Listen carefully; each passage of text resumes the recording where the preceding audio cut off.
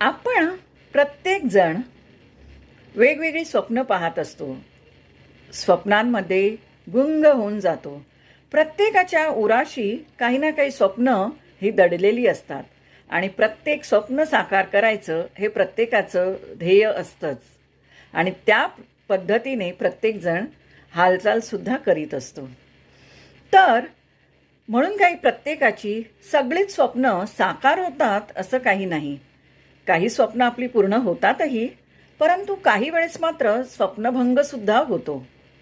परंतु तरीसुद्धा आज नाही तर उद्या आपलं स्वप्न आपण नक्की साकार करू अशी महत्त्वाकांक्षा मनात बाळगून आपण जीवन जगत असतो आणि हीच स्वप्न आपल्याला जीवन जगायला भाग पाडत असतात, जीवनात पुढे जाण्यासाठी प्रोत्साहन देत असतात.